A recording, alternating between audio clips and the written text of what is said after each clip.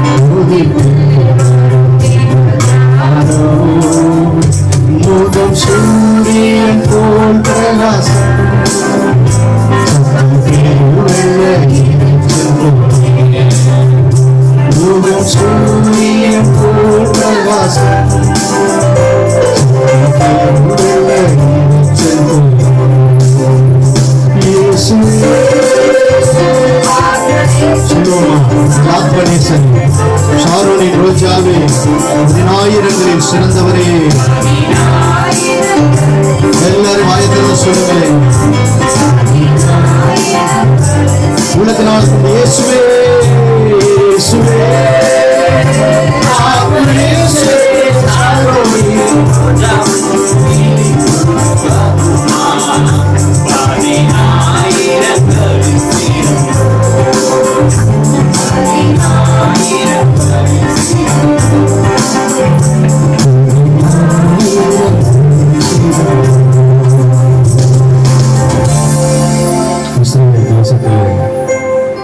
ரோஜா செடிகளிலே சாதன கலங்களிலே ரோஜா செடி விசேஷமாக லீலி புஷ்பம் ரெண்டும் அதிகமாக குணப்படுத்துவதற்கு, வியாதியிலிருந்து சுகப்படுத்துவதற்கு அதிகமாக பயன்படுத்துவார். இயேசுவை பாடும்போது சாதனை கொடுத்தார். அவர் சொல்கிறார், தழும்புகளால் நீங்கள் குணமானீர்கள். நம்முடைய சாதனையின் ரோஜா லீலி புஷ்பமாக, லீலி புஷ்பத்தையும் ரோஜாவையும் சாப்பிடுகிறவர்கள் குணமடைந்தார்கள், பலனடைந்தார்கள், தேவனுக்குள்ளாக அவர் சிறப்பட்டார்கள். இந்த மாம்சத்தை புசிக்கிறவன், இந்த அப்பத்தை புசிக்கிறவன் ஒரு காலம் இருக்க மாட்டான். மரணமே இல்லை என்றால் வியாதி இல்லை, வியாதியே இல்லை என்றால் நோய் இல்லை, பலவீனம் இல்லை. அவன் நம்முடைய நோய்களையும் பலவீனங்களையும் சுமந்து கொண்டார், நம்முடைய துக்கங்களை சுமந்து கொண்டார், எல்லாம் சுமந்து தீர்த்தார். இவ்வாறு சிலுவையை அவர் சுமந்தனுடைய நோக்கம் நாம் எல்லாரும் சிலுவையை தூக்க வேண்டும் என்பதல்ல, நம்முடைய எல்லா சிலுவை பாடுகளையும் அவர் சுமந்து தீர்த்து விட்டார் என்பதை விசுவாசிக்க வேண்டும். அதனால் தான் பவுல் சொல்லும்போது சொல்லுகிறார், சிலுவையில் தொங்கின இயேசுவை குறித்து கூட நாங்கள் பேச மாட்டோம், மாம்சத்தில் வந்து இயேசுவை குறித்து அறியோம். காரணம், ஒரு மாம்ச சரீரம், அவருக்கு நாங்கள் முக்கியத்துவம் கொடுக்க மாட்டோம், மாம்சத்துக்கு முக்கியத்துவம் கொடுக்க மாட்டோம். ஆனால் சிலுவையை பற்றின உபதேசமோ எங்களுக்கு அது தேவ பலனாய் இருக்கிறது, ரட்சிக்கப்படுகிற எங்களுக்கு அது தேவ பலனாய் இருக்கிறது. சிலுவையின் மூலமாக நமக்கு ஒரு புதிய ஜீவனுள்ள மார்க்கத்தை அவர் ஏற்படுத்தி போனார். புதிதும் ஜீவனுமான மார்க்கத்தை தம்முடைய மாம்சத்தின் திரைகளினாலே கிழித்து நமக்கு உருவாக்கி தைரியமாய் கிருபாசனத்தில் நெருங்கக்கூடிய ஒரு சாக்கியத்தை ஏற்படுத்தி கொடுத்திருக்கிறார். அதனால தான் நாம் அவரை 10,000களில் சிறந்தவர் என்று பாடுகிறோம். ஞானி சொல்லுகிறான்,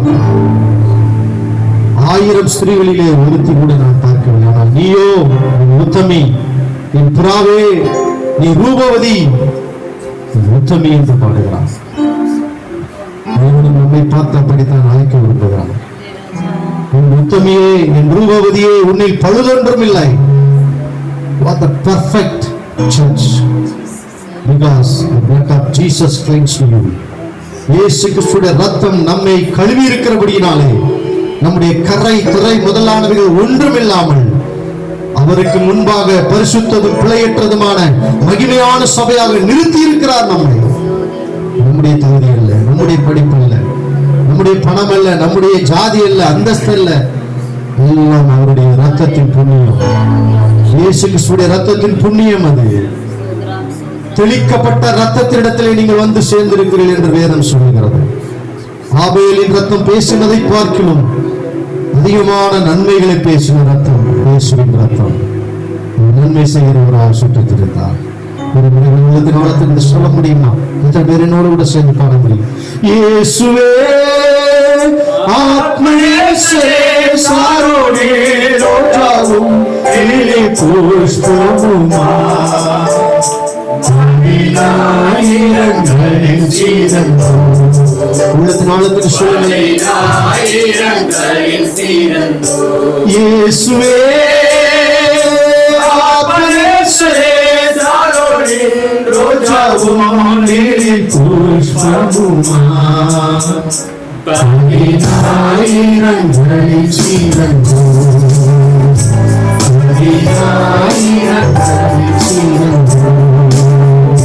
நாம் மகிழ்ந்து துதித்திடுவோம் ஆத்துப்பட்டியில் மன்னனாரிலே. நாம் மகிழ்ந்து துதித்திடுவோம்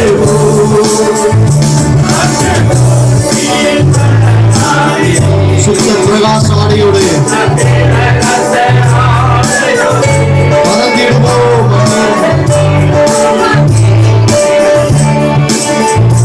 சுத்த பிரகாச ஆடையோடு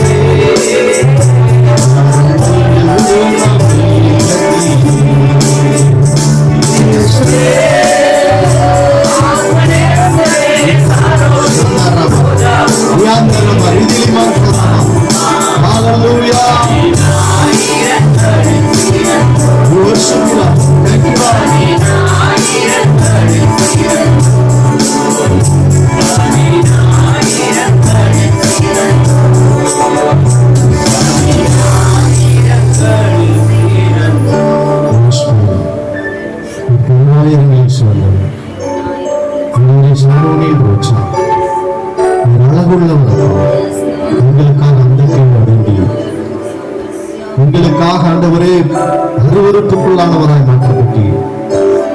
உங்களுடைய முகம் நாடி வேறுபட்டது. விசப்பு கலந்த காடியை ருசி பார்த்து உங்களுடைய முகம் மாறுபட்டது.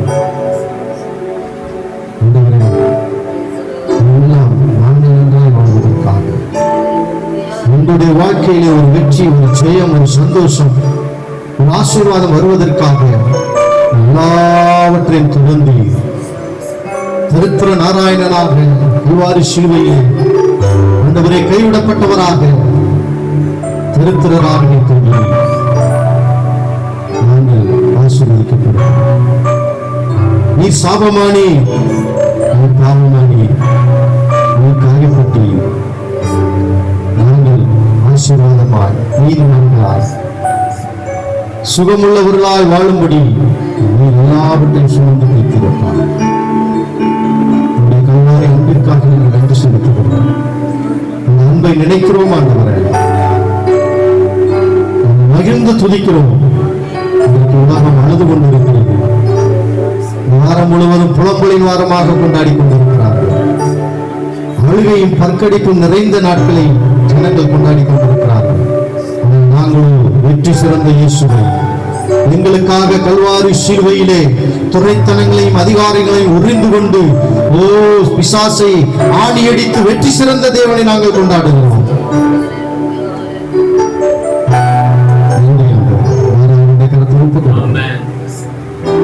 பிள்ளைகளை தங்கள் காமலை கொண்டு வார். பார்த்து கொண்டிருக்கிற, கேட்டுக் கொண்டிருக்கிற, வந்திருக்கிற ஒவ்வொருவர்கள் இன்றைக்கு உடைய கிருபையான வார்த்தைகளை, அதிகாரமுள்ள வார்த்தைகளை நீர் நடத்துகிறார். விளைய செய்வதை விளைய செய்யட்டும். இயேசுவின் நாமத்தில் இருக்கிறார். உங்கள் யாவரையும் இயேசுவின் நாமத்தினாலே வாழ்த்துகிறோம். உங்களை ஆசீர்வதிப்பாராக. சிறப்பாகவே பாடி தேவனை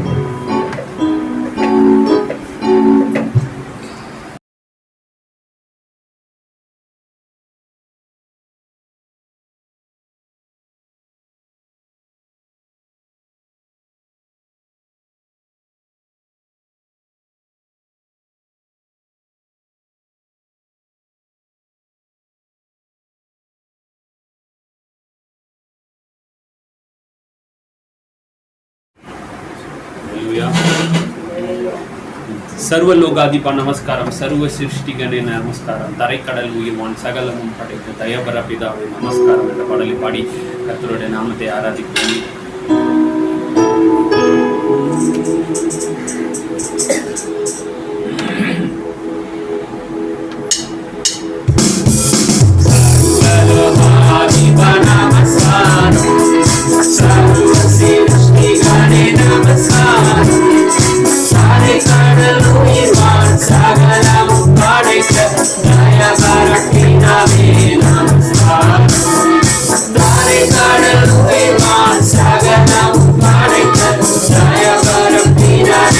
Namaskar.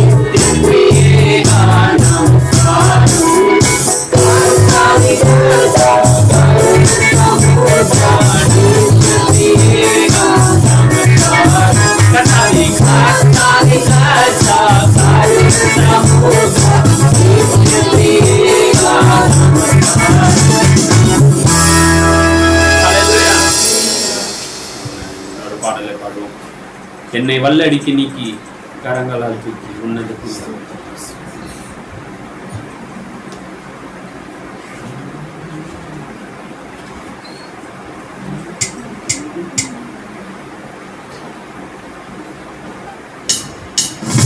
என்னை வல்லடிக்கு நீக்கி கரங்களால் தூக்கி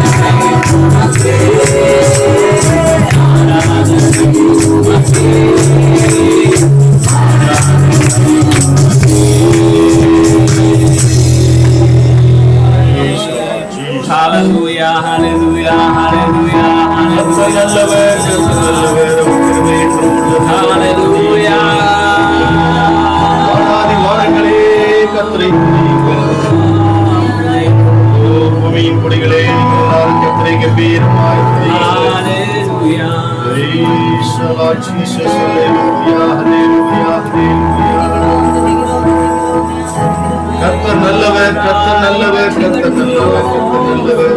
அவர் கிருபை என்றும் உள்ளது. சோத்ரம் சோத்ரம் சோத்ரம் சோத்ரம் சோத்ரம் சோத்ரம்.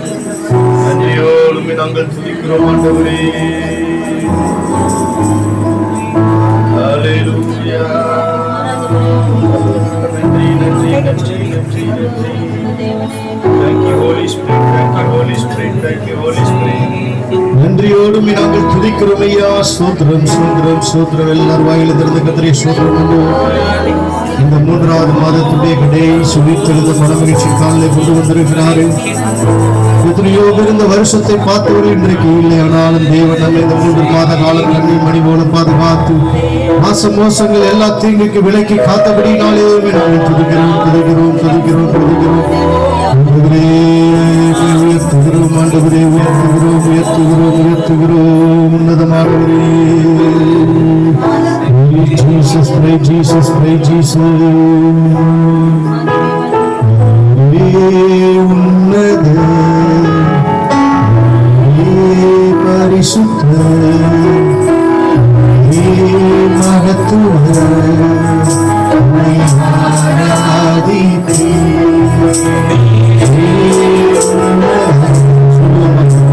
You are the most high God. You are the holy God. You are the majestic.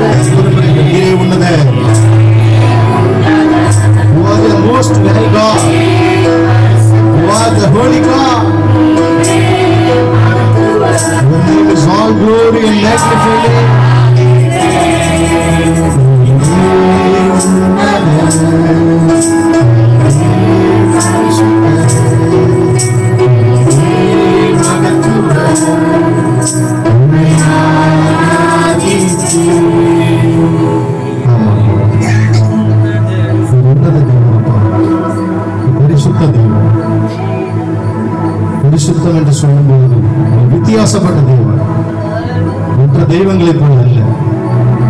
மற்ற தெய்வங்களை எல்லாம் மனிதர்களுடைய உயிர் பலியை கேட்டன, மனிதர்களை தீக்கடக்க பண்ண செய்தன. மனிதர்கள் தங்கள் சரீரங்களிலே கத்திகளை கொண்டு கீறிக்கொண்டு வேதனைப்பட்டு அதை கொண்டு அதில் சந்தோஷப்பட்டனர். நீ உம்முடைய சரீரத்தை எங்களுக்காக பெற்றுக் கொண்டிருப்பா. உம்முடைய சரீரம் உளப்பட்டது என்றவர். தலையிலே முக்கிரிடம் சூட்டப்பட்டது, கைகளிலும் கால்களிலும் ஆணிகள் கிடாவப்பட்டது, ஈட்டி நெஞ்சிலே விழாவிலே குத்தப்பட்டது. ஆகையினாலே நாங்கள் எங்கள் சரீரங்களை கீறிக்கொள்ள தேவையில்லை. சொன்னீரே, உங்கள் புத்திரரில் ஒருவரும் தீக்கடக்க பண்ண வேண்டாம், உங்கள் புத்திரர்கள் யாரும் கீறிக்கொள்ள வேண்டாம், அழகு குத்தி கொள்ள வேண்டாம். எல்லாம் அஞ்ஞானிகள் செய்கிறார்கள். பக்தி என்ற வேஷத்திலே இன்றைக்கு தமிழ்நாடு முழுவதும் அந்த பண்டிகை நடந்து கொண்டிருக்கிறது. உத்தர திருவிழா என்று சொல்லி தீயிலே மிதிப்பார்கள், அழகு குத்திக் கொண்டு தேரை முதுகிலே குத்திக் கொண்டு ஊரெல்லாம் சுற்றி வருவார்கள். பக்திக்குரியவர்கள் உண்மையான தெய்வத்தை தெரியாமல் ஆரம்பித்துக் கொண்டிருக்கிறார். ஒரு நாள் வரும், விக்கிரகத்தை சீப்போ என்று இகழ்ந்து தூக்கி எறிவார்கள், உண்மையான தெய்வத்தை நோக்கி ஓடி வருவார்கள். சத்திய தேவன் அவர் ஒருவரே தேவன், அவர் ஒருவரே நித்திய தேவன், அவர் ஒருவரும் காணக்கூடாத ஒளியில் வாசம் பண்ணுகிறவர், சேரக்கூடாத ஒளியில் வாசம் பண்ணுகிறவர், இதுவரை மனிதர் ஒருவரும் கண்டிராதவரும் காணக்கூடாதவருமாகிய சர்வ வல்லமையில் ஏக சக்கராதிபதி அவர். அவரை குமாரன் வெளிப்படுத்தினார். குமாரன் மூலமாய் பிதா திருவுளம் பற்றினார். அன்பிற்கு நன்றி. நீர் உங்களுடைய குமாரனை எங்களுக்காக தந்தருளி இவ்வளவாய் உலகத்திலே அன்பு கூர்ந்தீரே, அன்புக்கு நன்றி அப்பா. Thank you, Jesus. இயேசுவின் நாமத்தில்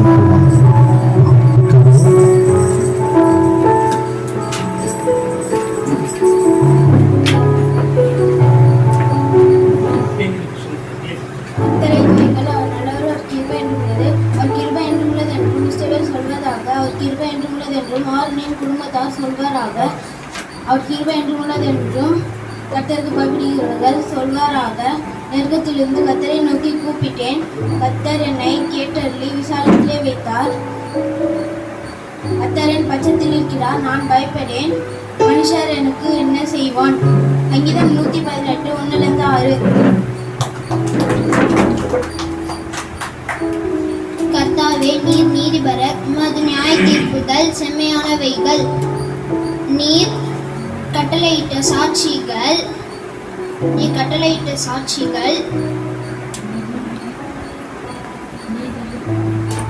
நீதியும் மகா உண்மையுமானவைகள். என் சத்துருக்கள் உமது வசனங்களை மறந்தபடியால் என் பக்தி வைராக்கியம் என்னை பற்றுகிறது. உமது வார்த்தைகள் மிகவும் புடமிட்டப்பட்டது, உமது அடியேன் அதில் பிரியப்படுகிறேன். நான் சிறியவனும் அசட்டை பண்ணப்பட்டவனுமாய் இருக்கிறேன், ஆனாலும் உமது கட்டளைகளை மறவேன். உமது நீதி நித்திய நீதி, உமது வேதம் சத்தியம். இடுக்கட்டும் நெருக்கமும் என்னை பிடித்தது, ஆனாலும் உமது கற்பனைகள் என் மனமகிழ்ச்சி. உம்முடைய சாட்சிகளின் நீதி என்றென்றைக்கும் நிற்கும், என்னை உணர்வுள்ளவனாக்கும். அப்பொழுது நான் பிழைத்திருப்பேன். சங்கீதம் 119 137 144. கர்த்தருக்கென்று நாம் காணிக்கை செய்து அவர் கொடுப்பார்.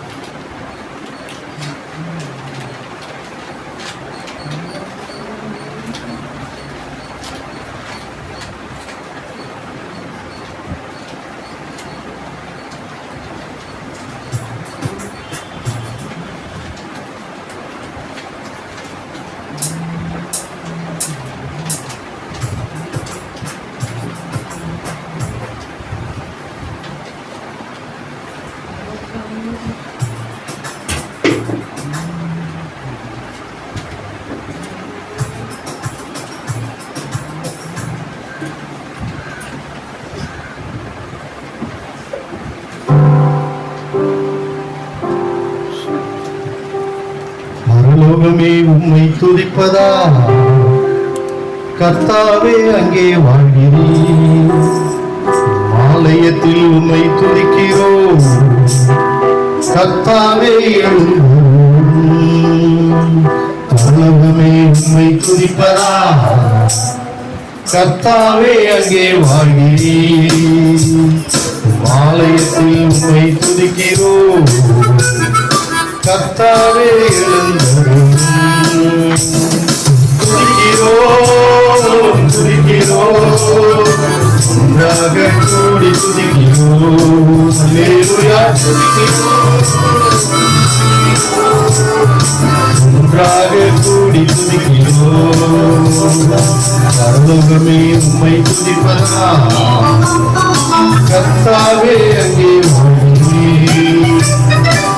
ஆலயத்தில் உம்மை துதிக்கிறோம் கர்த்தாவே எழுந்தருளும். துதியும் கனமும் மகிமை எல்லாம் உமக்கே செலுத்துகிறோம். துதியும் கனமும் மகிமை எல்லாம் உமக்கே செலுத்துகிறோம். துதிக்கிறோம் துதிக்கிறோம் ஒன்றாக கூடி துதிக்கிறோம்.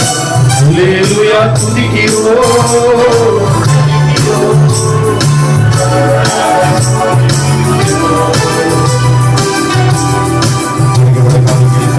செய்திக்காக நாம் கர்த்தரை ஸ்தோத்திரம் பண்ணுவோம்.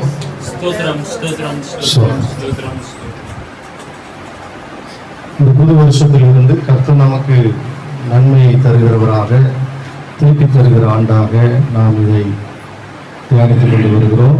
எரேமியா 33 அடிப்படையாக வைத்து யூதாவின் சிறை இருப்பையும் இஸ்ரவேலின் சிறை இருப்பையும் நான் திருப்பி முன்னிருந்தது போல அவர்களை கட்டுவித்து இந்த சிறையிருப்பிலே இருந்த தானியேலை குறித்து நாம் தியானித்து வருகிறோம். அவன் அடிமையாக கொண்டு போகப்பட்டான். அந்நிய தேசத்திலே ஒரு கைதியாக கொண்டு போகப்பட்ட ஒரு மனிதன். வேதம் சொல்லுகிறது தானியேல் 6ஆம் அதிகாரம் கடைசி வசனம், தானியேலுடைய காரியமோ ஜெயமாய் இருந்தது. அதைத்தான் நாம் பார்த்து கொண்டு வருகிறோம். ஒரு சிறைப்பிடிக்கப்பட்ட தேசத்திலே, அடிமையான தேசத்திலே ஒரு மனிதனுடைய வாழ்க்கை ஜெயமாய் இருந்ததுக்கு சில காரியங்களை சொன்னோம். அவன் தன்னை தீட்டுப்படுத்தாதபடிக்கு இருதயத்தில் என்ன பண்ணி கொண்டான்? ஒரு தீர்மானம் எடுத்துக்கொண்டான். யூதர்கள் ரொம்ப சுத்தமானவர்கள், எல்லாத்திலும் சுத்தம் பார்ப்பாங்க. எங்க வெளியில போனாலும் சரி அப்பத்தை கூடையிலே வச்சிருப்பாங்க. தண்ணி பாட்டில் தண்ணி எடுக்கிறதுக்கு தனியா வச்சிருப்பான். யோவான் 4ஆம் அதிகாரத்துல சமாரியா ஸ்திரீ இடத்துல போய் இயேசு கிறிஸ்து தண்ணீர் கேட்ட பொழுது அந்த அம்மா என்ன சொன்னாங்க? நீ யூதராய் இருக்க என்னிடத்துல தண்ணீர் கேட்கிறீரே. ஏன்னா யூதர்களும் சமாரியர்களும் ரொம்ப தீட்டா, சமாரியர்களை நாய்களுக்கு சமமா நினைப்பாங்க, தீட்டுப்பட்டவங்களா நினைப்பாங்க. அப்போ அவங்க கேட்கிறா, நீ முண்டு கொள்ள உம்மிடத்துல என்ன இல்லை? பாத்திரம் இல்லையே. அந்த அளவுக்கு ரொம்ப சுத்தம் உள்ளவும். அப்ப தீட்டுப்படுத்தாதபடிக்கு என்று சொல்லப்பட்டிருக்கு. நீங்க லேவியராமெல்லாம் படிச்சு பார்த்தீங்கன்னா பல தீட்டுகளை குறித்து சொல்லப்பட்டிருக்கு. செத்தவனை தொட்டா தீட்டு. அதனாலதான் சிலர் பாருங்க இன்னைக்கும் 8வது நாள், 16வது நாள், 40வது நாள்னு காரியம் வைக்கிறாங்க. கடந்த நாள்ல எங்க அக்கா அம்மாவுக்கு கல்யாணம் நடந்துச்சு. அவங்க தாத்தா இறந்து போயிட்டார் ஒரு வாரத்துக்கு முன்னாடி. பாருங்க, கல்யாணம் வந்து ஒரே வாரத்தில் வச்சுட்டாங்க. அது கிராமம். கல்யாண சாப்பாடு இவங்க பாட்டுக்கு 1000 பேருக்கு செஞ்சு வச்சுட்டாங்க. வர்றதுனால முய்யம் மட்டும் செஞ்சுட்டு போயிட்டு 400 பேர் சாப்பாடு மிச்சமாச்சு. ஏன்னா அவங்க அந்த 40 நாள் கழியல. என்ன கழியல? 40 நாள் கழியல தீட்டு. பைபிள்ல நீங்க படிச்சு பார்த்தீங்கன்னா இருக்கு. அதனாலதான் பாருங்க, இந்த எருசலேம் எரிகோவில் வரும்போது கல்லறையினால் அடிபட்ட ஒருத்தனை பார்த்துட்டு ஆசாரியன்னு லேவியன் என்ன பண்ணிட்டாங்க? விலகி போயிட்டாங்க. ஏன்னா தீட்டாயிடுச்சுன்னா அங்க போய் கோயில்ல போய் பூஜை பண்ண முடியாது. ஆனா ஆண்டவர் அதனாலதான் சொன்னார், பலியை பார்க்கிலும் இரக்கமே நல்லதுன்றார். அப்போ பல காரியங்கள் இருக்குது. குஷ்டரோகியை தொட்டா தீட்டு, பிரமியம் உண்டாவதை தொட்டா தீட்டு, அதே போல சூதகஸ்திரியை தொட்டா தீட்டு, அவங்க வெளியில வரக்கூடிய பல காரியங்கள் இருக்கு. ஆனா சாப்பாட்டு காரியங்கள்ல கர்த்தர் சொல்லும்போது சொன்னாரு, நீ போய் இருக்கிற தேசத்துல உனக்கு இறைச்சி தேவைன்னா இறைச்சியை சாப்பிடு. தேவனுடைய சித்தம் இறைச்சி சாப்பிடுவது அல்ல. மனுஷனுக்கு இறைச்சியை கொடுக்கல. நான் அடிக்கடி சொல்றது போல காய்கறிகளும் மனுஷனுக்குரியது அல்ல. இன்னைக்கு நம்ம மற்றதுக்குரியதை தின்றதுனாலதான் மனுஷனுக்கு கண்ட நோய் வந்துகிட்டு இருக்கு. மனுஷனுக்குன்னு கடவுள் படிச்சது இதுதான், கனிகள். வருஷத்துக்கு ஒரு அதாவது சீசனபிள் ஃப்ரூட்ஸ் சொல்றாங்க. இப்பெல்லாம் புதுசு புதுசா வருது. கொய்யாக்கா எந்த காலத்துல தான் காய்க்கும்பாங்க, அந்த சீசன் இருக்கு. மாம்பழம் மே மாசத்துல வரும்னு சொல்லுவாங்க, பலாப்பழம் மே மாசத்துல வரும்னு சொல்லுவாங்க. ஒரு காலத்துல தர்பூசணி எல்லாம் ஏப்ரல் மேல தான் வந்துச்சு. இப்போ பார்த்தா ஜனவரியில வந்துட்டு ஓடி போயிடுது. சீசனபிள் ஃப்ரூட்ஸ் அதுதான் மனுஷனுக்கு நல்லது. ஆண்டவர் ஆதாம் ஏவாளையும் பார்த்து என்னத்தை தான் சொன்னாரு, நீங்கள் இந்த விருட்சங்களின் இலைகளை புசியுங்கள் அல்லது செடி கொடிகளை புசிங்கள் சொன்னாரா? என்னத்தை புசிங்கன்னாரு?